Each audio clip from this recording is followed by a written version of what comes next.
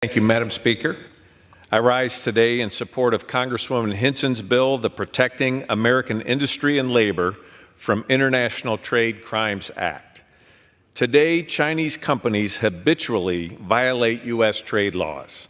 They go around our country's tariffs, and this harms U.S. manufacturers, undermines our workers, and diminishes American competitiveness.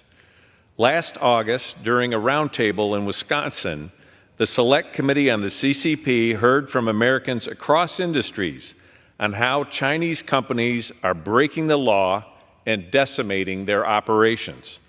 It is clear from these testimonies that the civil penalties rarely imposed on companies caught circumventing U.S. trade laws were not enough to stop CCP-sponsored trade fraud.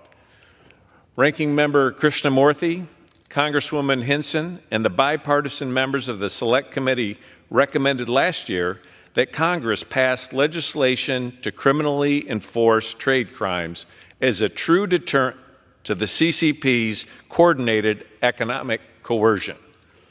Today's legislation takes that recommendation and turns it into action.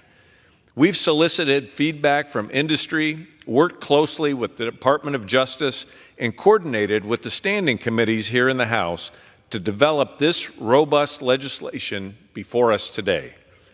As the House considers this bill, I am committed to working with my colleagues on the Appropriations Committee to ensure the prosecutors hired to criminally enforce our trade laws are fully funded. In the face of China's economic onslaught against our country, we must ensure those prosecutors have the resources they need to enforce tariffs, protect American workers, and stop the CCP from taking advantage of the United States.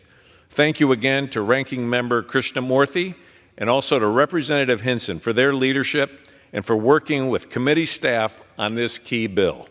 I urge my colleagues to support this legislation and support American manufacturing. Thank you, and I yield back.